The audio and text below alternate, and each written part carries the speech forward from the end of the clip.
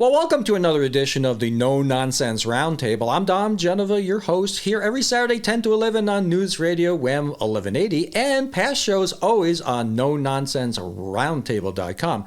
And I have another, what I like to call a fan favorite with me today. It's Bruce Pilato. Bruce, Bruce, you are so multidimensional, I don't even know how to introduce you. So why don't you introduce yourself? Well, I first met you because I used to work for the Democrat Chronicle in Gannett, and I was selling advertising, and they told me to go call on this car dealer, and of course I think you threw you out a few times. Oh my God, you threw me against the wall. I mean, it was unbelievable. But you just all you did was give me the resolve to go back and say, I'm going to get this guy. I'm going to get his money.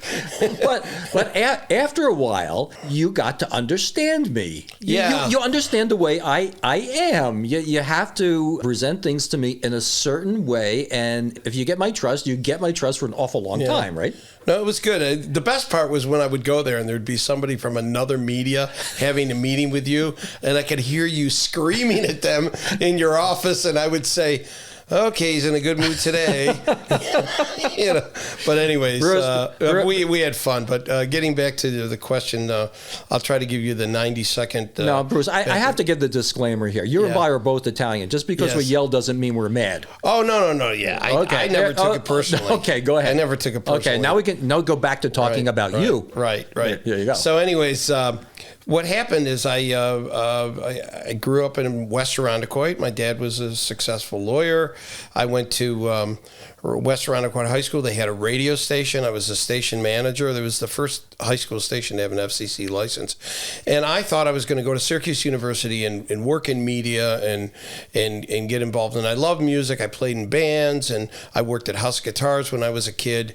And I got involved with the concert board at school, and I was the music critic and all that kind of stuff. And then I got out.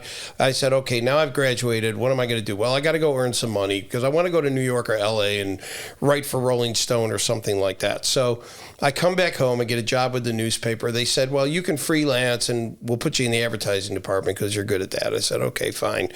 And what I realized is that being in Rochester was a great place for a guy like me because none of the big celebrity tours would open in New York City. They would always play Buffalo, Rochester, Syracuse, Albany, and then they would play Madison Square Garden. And my dad was on the board of directors for the War Memorial, used to take me to shows when I was a kid, and I met Jimi Hendrix and Led Zeppelin and all these bands when I was just a kid. And I would call up these record companies and say, Fleetwood Mac's going to be playing in Buffalo, and I write for such and such magazine. Can I do an interview in the afternoon? Oh, yeah. I was the only national writer in this probably 3-city area because eventually I got into some big publications. I was writing for USA Today, and I was writing for the Gannett News Service and various other people. And so I got to interview all these guys, and I did that for many, many years. And then around the mid-'80s, I got asked by these record companies, we got this new format called the compact disc. We're putting out these 4 CD box sets, the history of Jefferson Airplane or the history of, Sly and the Family Stone or whatever. Would you write the booklets for us and help us pick the tracks out? So I did about 50 of those, James Brown, and I did everybody from the Village People to Crosby, Stills, and Nash. So I worked with a lot of these groups, and then eventually I got to meet some of them, some of the British guys. I was a big fan of the prog stuff like Genesis and Yes and ELP, and eventually Emerson, Lake and Palmer asked me to be part of their management, and that was in the 90s. And then I got into managing artists, and that was it. And now I do a few other things. I teach at a couple of universities, and I just get up every day and love what I do. So your official title is President, CEO, owner of Pilato Entertainment, Marketing, and Media. Yes. But you were doing that, you said you were doing that while you were working for Gannett. Yeah, so it was sort of like... It wasn't a conflict. They didn't have a problem with it. And I never really... The one good benefit when I had the Gannett job is that I had a lot of vacation time. They didn't pay as much as the TV and radio people got paid, but when I left there, I had 6 weeks paid vacation. So I used to get on a plane Wednesday afternoon. I'd go out to LA. I'd come back on a Sunday, and I go to the Grammys, or I do all this other stuff. So I really developed my career because I had a wife and 3 kids, and I had a house and a mortgage, and I had to keep all that going. So eventually I got to the point, early 2000s, maybe 2004 or 5, I went full time into the entertainment stuff. So the first thing you started doing was writing? Yeah, I was a journalist for many years. I had, 1,100 taped interviews. I wrote for probably 24 big magazines internationally. And what ended up happening is, I was getting interviews with Beatles and Stones and people like that because they would read my stuff. And, I would put in, I said, I can give you the cover of this magazine. And they would say, oh, yeah, so-and-so read your article. He wants to talk to you. Well, so you got a reputation. The reputation is such that they got you more business and more, more interviews, right? I was known as a real musicologist. I was somebody who really knew music, knew their history. I would come very prepared.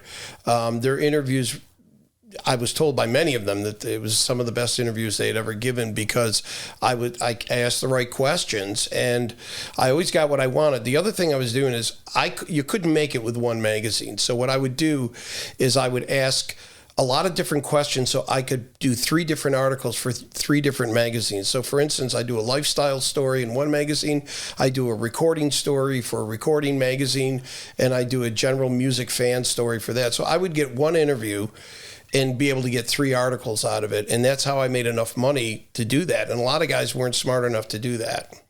And I guess the question then becomes, what was your first interview? And how did you get it? The very first famous guy that I interviewed, well, it was funny because I actually, in high school, I got an interview with David Bowie. Wow.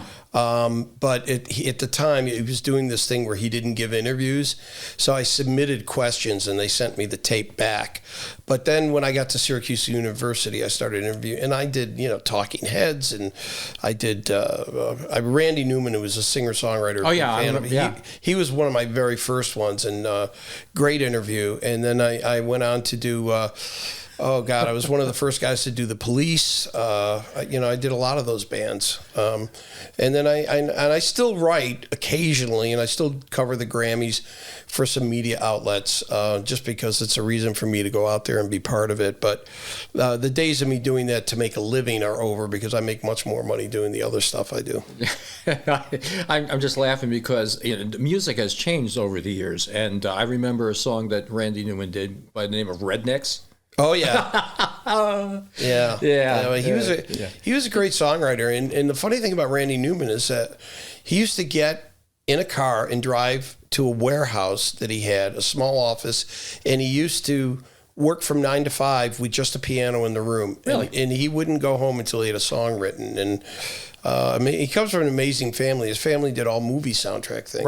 Right. And a lot of stuff you see on Disney and whatever is from Randy Newman.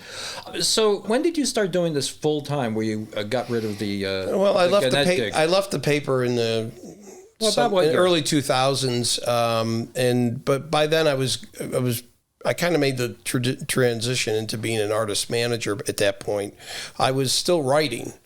And of course, I couldn't write about anybody I was working with because that would have been a conflict. But so I started writing in college. I did that right up until probably 2010 or 11. But the management thing started in the late 90s, early 2000s, and that's really what I do now. And producing, right? I do producing a little bit, yeah. And then I got asked to teach a couple college courses. So what I do is I do that. I can only do 1 day a week because I travel so much. So I'll say, look, I'll do a 2-hour class on Tuesdays from 5 to 7 and, whatever. But I'm at the University of Rochester, which is a lot of Eastman kids. Yeah. And then Eastman School of Music kids. And then I also teach at Nazareth. And my son's an entertainment lawyer, so we teach music, business, law together. And he does the law part of it. I do the business part of it. Cool life. Yeah, I tell people I'm the overnight sensation that took 45 years. That's the way it works sometimes. Well, we're about ready to head to a break, and we're going to see you on the other side. Well, welcome back. You're listening to the No Nonsense Roundtable. We're here with Bruce Pilato, owner of Pilato Entertainment, Marketing, and Media LLC. Fascinating life. Started out as a fellow working for the Gannett paper, and then morphed, I would say, into entertainment writing as an author, producer. And let's talk a little bit about the writing. Tell me about some of the more interesting projects you've had. Well, I applied to the newspaper as a writer. They didn't have any openings, but I had an advertising background. So they said, look, you can work in the advertising department. If you want to freelance, you can freelance. So I started doing that. And then, but I was writing for mostly rock magazines and stuff. I did cover up some stuff locally in the paper. But then what ended up happening is as my career as a writer started to build for some of these big national publications I was writing for, I was figuring, well, Gannett's got this new product called USA Today. It's a daily newspaper. It's a national paper. And I said, boy, I'd love to get in that. Nah, you're never going to get in that. You're not big enough, blah, blah, blah. Well, anyways, I was writing for a recording magazine. One of the fans who read that magazine, who was a Bible reading regular in that magazine, was George Harrison of the Beatles. Wow. So he hadn't done an interview in 8 years because John Lennon had been shot and he kind of went into reclusion. He finally does this comeback album, big success. He had a song called Got My Mind Set on You, which was a big hit. And he agreed to do like 4 or 5 interviews. He did the New York Times and he did, I think, Musician Magazine, Rolling Stone, a couple of them. But he read Mix magazine. I was a contributing editor for Mix, and he goes, "Oh, I'll have that guy that writes for Mix." You know, so I got this interview with him, and I said to his publicist, I said, "Look, if I can get like an hour with him, I'll pitch it to some other magazines." So I got an hour in a room alone with him in Los Angeles. It was amazing. I interviewed 3 of the 4 Beatles, but he was the one that really gave me the best interview, and I ended up going to USA Today and saying, look, I've got a George Harrison interview. And they said, really? And I said, yeah. And they said, well, you know, what do you got? And I told them, and they said, okay, we would definitely want that. I said, fine.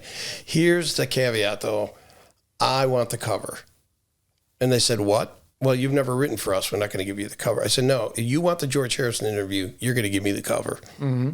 And they said, they read this thing, and they said, okay, you got it. So my first story in USA Today was a cover story, which was great. Well, what did he see in your interview that piqued his interest, that he would feel that way? Again, it gets back to being a musicologist. I walked in there knowing what his influences were. I went in there knowing the music that inspired him, and we started talking about that. And I also knew from talking to other people that had done interviews with really famous people, talk about the new record. Don't talk about their greatest hits because they've already been talking about that.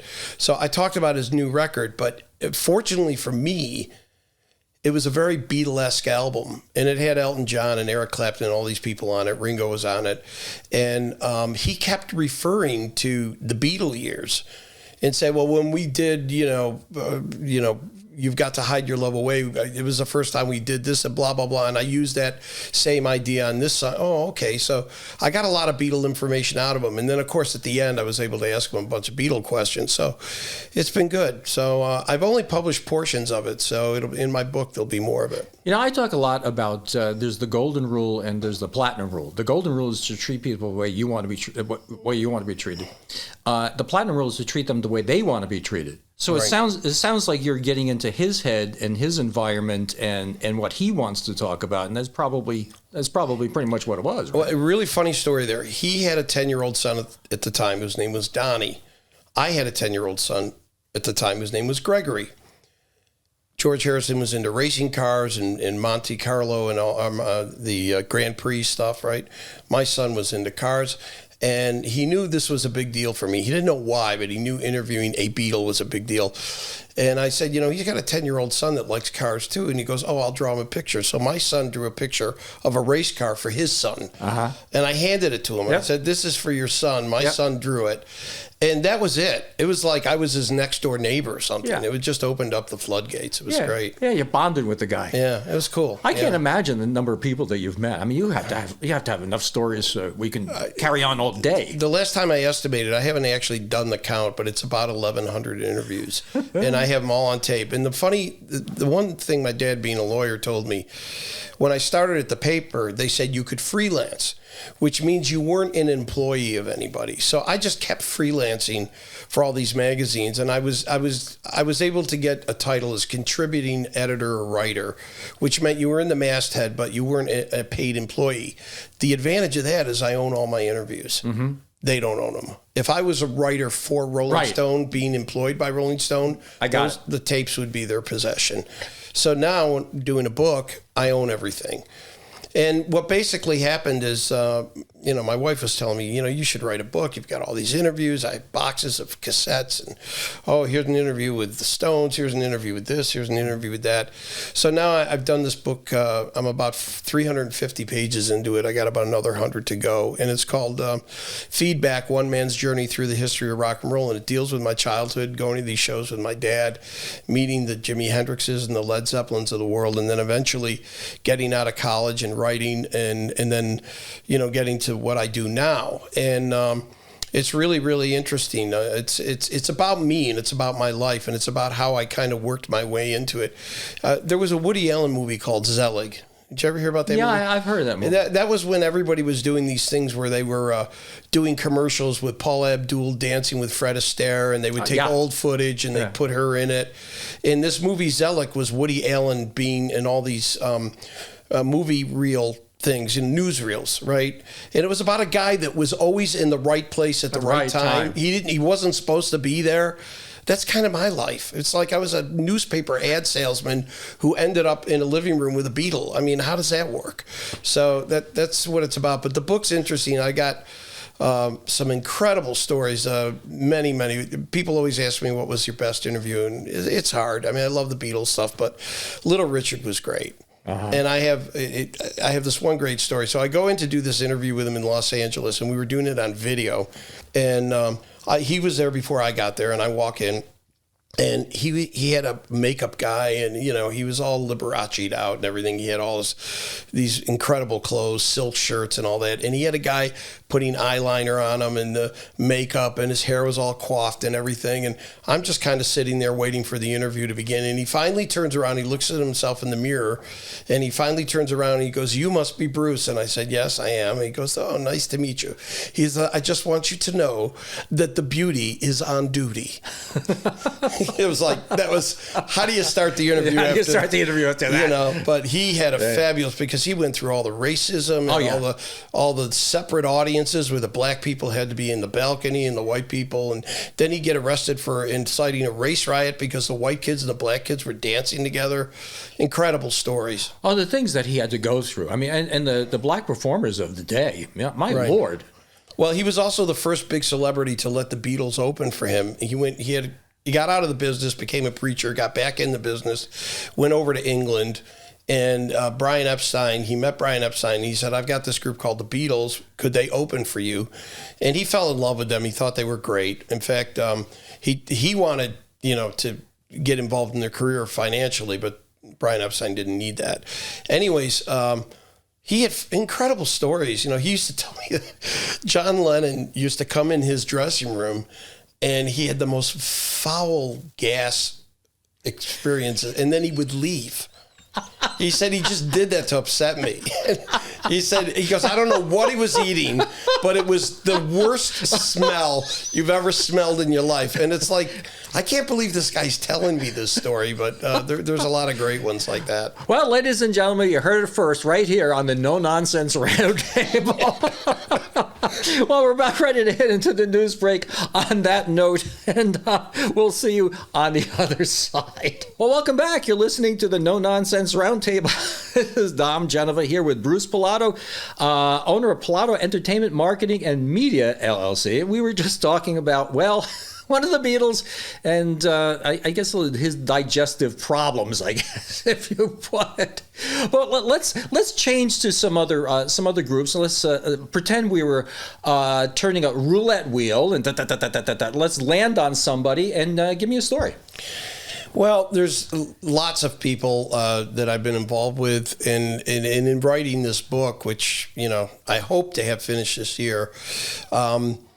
I would find out things about people that I just never, knew anything about. Now, I have a whole chapter on the Beach Boys, okay? And what a lot of people don't know is that one of the Beach Boys in 1966, Carl Wilson, who was Brian Wilson's brother, got drafted, okay? And, they, at that point, they were going to make an example out of him. They were going to show that, rock stars have to go serve. I mean, just like they did with Elvis. Okay. And, this was at the point where the Vietnam War was really becoming known as like, we shouldn't be over there. Okay. And he didn't want to go over there. He was a very peace loving guy. And he basically said he wasn't going to go. It's conscientious objector. And they said that's not going to fly. And so what ended up happening is they were doing a show in Rochester in 1967, I think it was. And they had a meeting here, I found out, in Midtown Plaza with an attorney who had a lot of government experience. And he was advising them on how to deal with this thing. And the next show they had, the next night, was in the New York area. I think it might have been Long Island. And he was actually arrested by the FBI right before the show, about an hour before the show. And how were they going to deal with this? Because he was supposed to appear before the draft board, but they had already booked a flight to go to England because they were doing a British tour. He ended up not going and do the tour. Eventually, they settled. I think he did a couple of benefit shows or something. The Beach Boys played some shows for the troops or something, and that's how he was able to do it. But he really was a conscientious objector. He just couldn't bear the thought of it. But a lot of it dealt with the time they were in Rochester. And I was at that show where he got arrested the next day.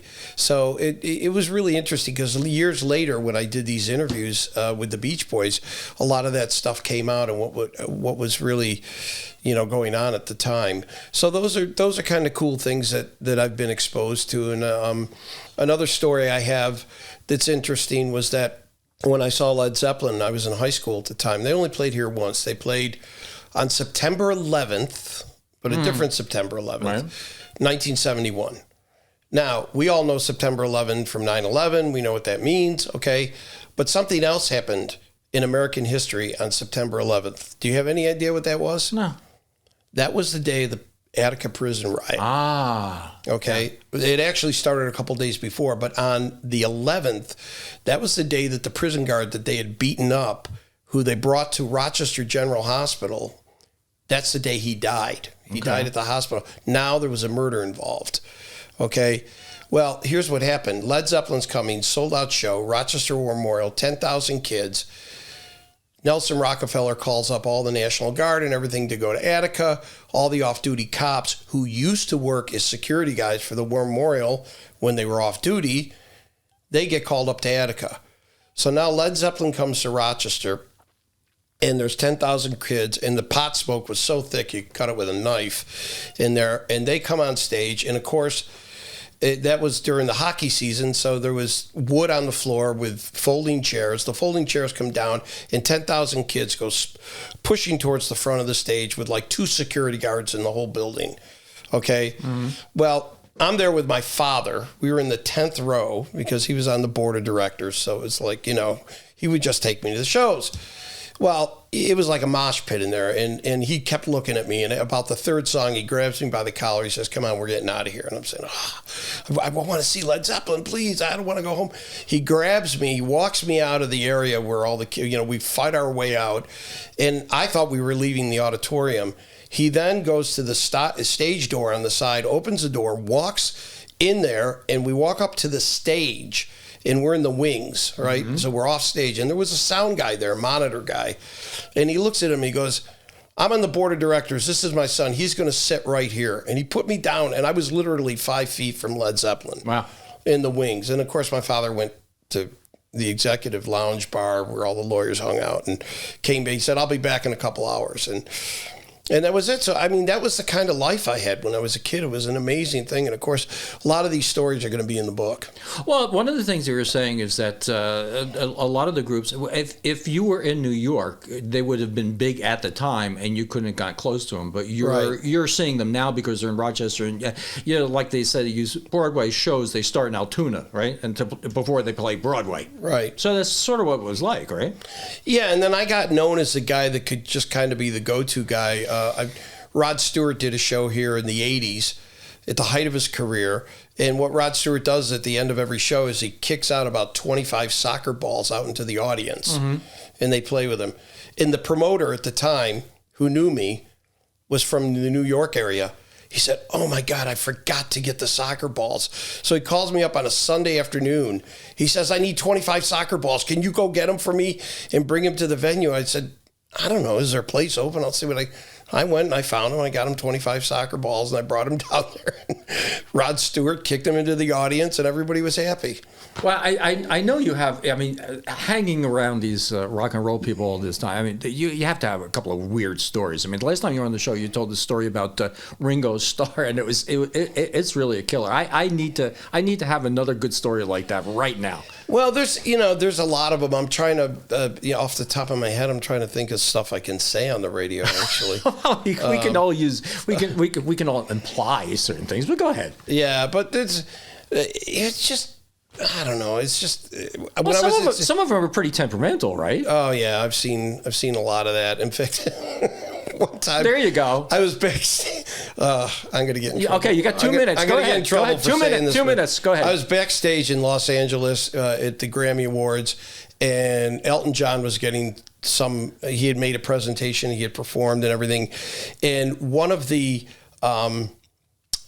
he came back to address the press, and he was not in a good mood, and he had just gotten done yelling at somebody, and then he came up and he had to address the press, and that was right when the Backstreet Boys and all those bands were happening.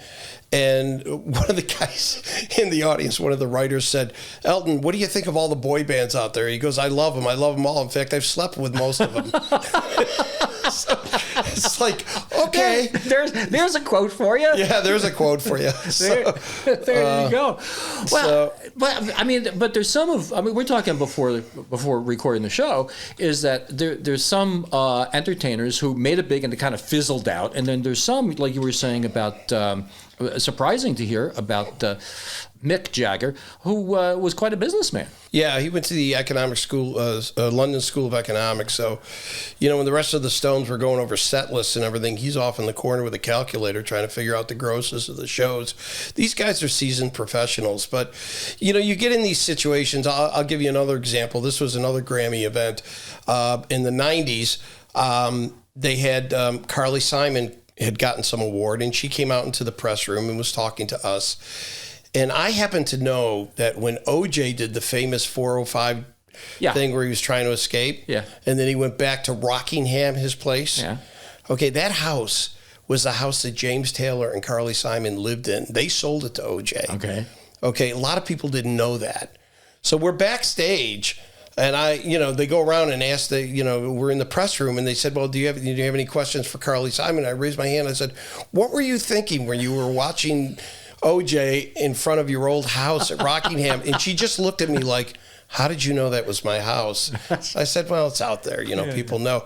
So you get in these situations where I'm not trying to make these people uncomfortable, but I want to know what she was thinking. You can't not take that shot. Yeah, and she, what her answer was? She goes, "It was unbelievably surreal." Yeah. This was the front yard where my kids had played, and now we had this guy, with a gun to his head, crazy. That's cool stuff. We're about ready to head to another break, and we'll be right back. Well, welcome back. You're listening to No Nonsense Roundtable. We're talking today to Bruce Pilato, owner, CEO, I imagine chief bottle washer, everything for Pilato Entertainment Marketing and Media LLC, right? I mean, you have to do everything. I used to have a few people that worked for me, but then they moved away and went other places, and I decided to close the downtown office, and I work out of my house. I have a beautiful home in Webster, and I use a lot of people in my business, but I hire people for jobs. Yeah, That's how it works. as it comes up. So I called this last 9 minutes the retail section of the show. So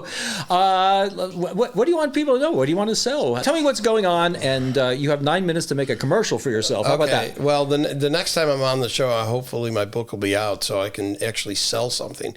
What I'm doing now is, I manage a bunch of established artists going back to the 60s with the Vanilla Fudge and moving up to contemporary acts. One of the groups I've been involved with for many, many years was Emerson, Lake and Palmer, big progressive rock band in that Genesis kind of vein.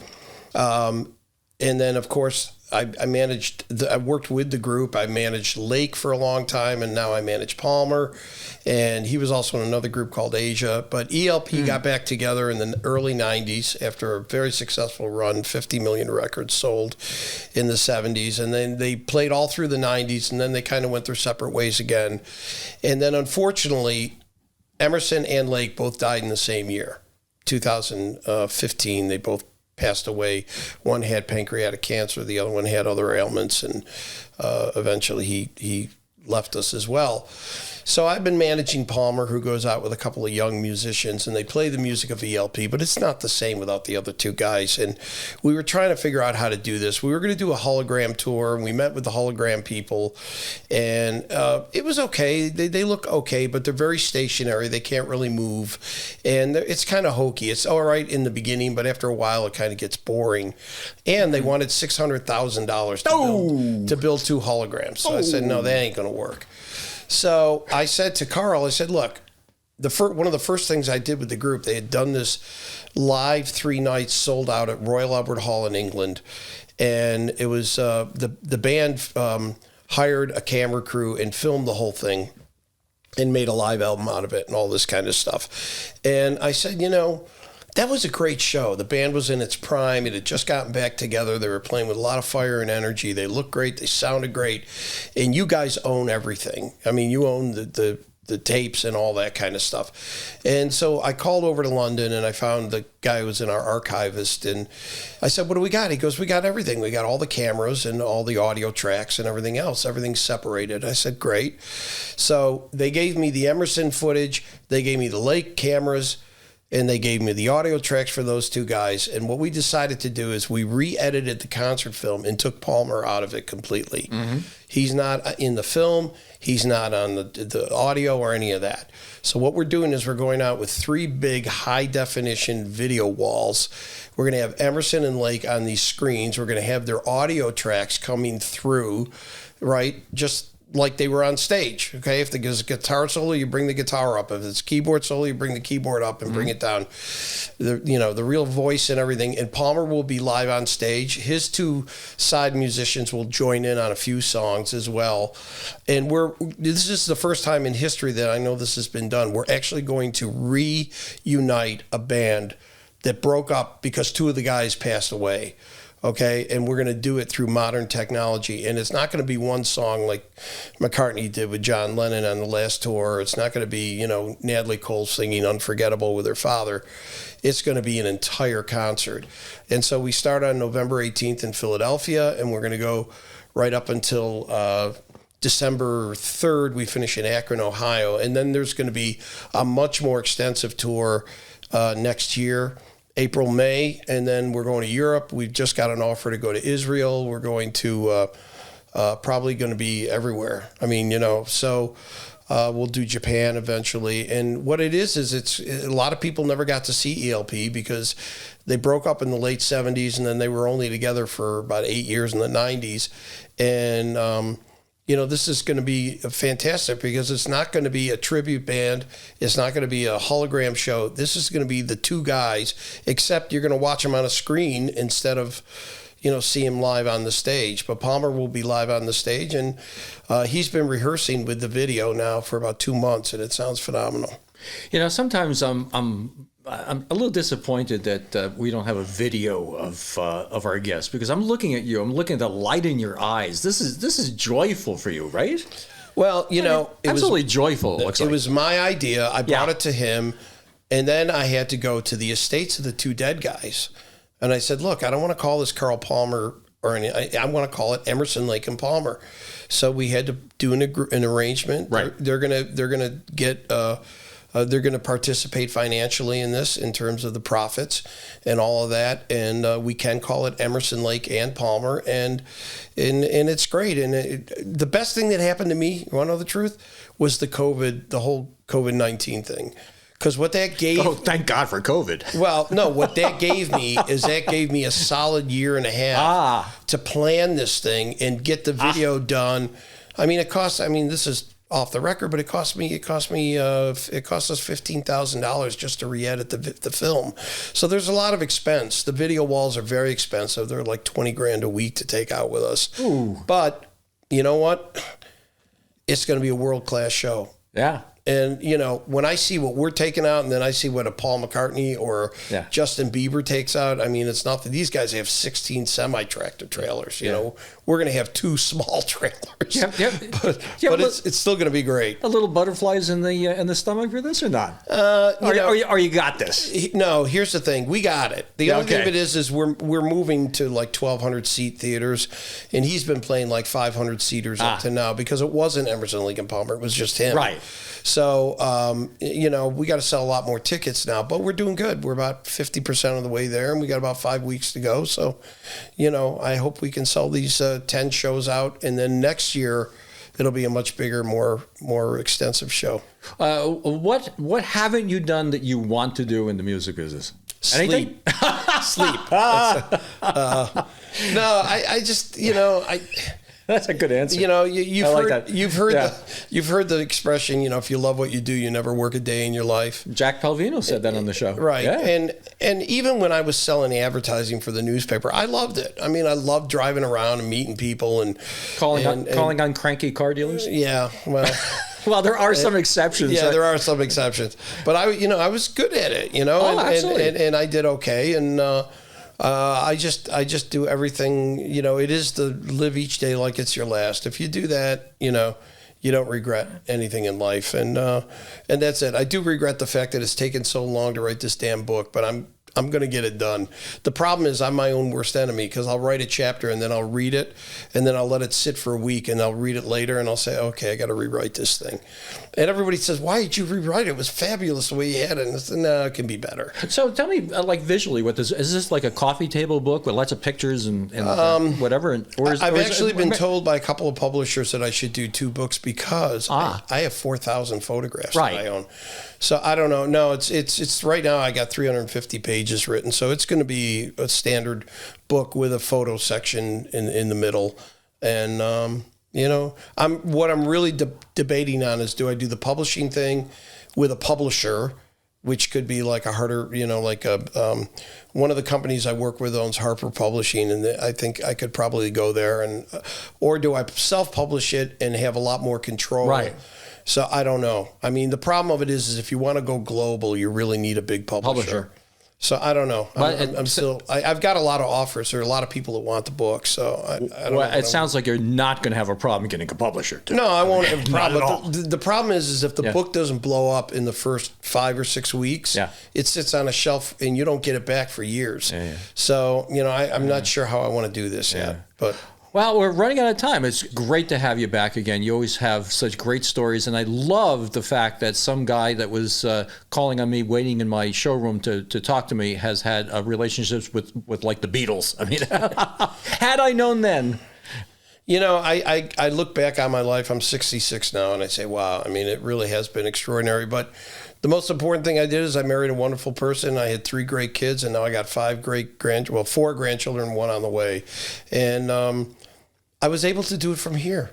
Amen, because brother. My family was here, her family was here, and I said, how do I make this work? And I found a way to make it work. God bless you. Rochester is a beautiful place to live. I love it here too. It is. And everybody says, how do you deal with the winters? And I have a great answer. What? Okay, so I work with bands that play all over the world. So what I do is I book tours in warm places 1 week out of every winter month. So I say, hey, I'm going to Florida to see so-and-so, or I'm going to, on a cruise. And that's it. As long as I get away 1 week in January, February, and March each, I can deal with the winters. Well, on that, we have to say goodbye, and we'll see you next week on the No Nonsense Roundtable. Well, thanks for watching this YouTube. If you liked it, please like and share.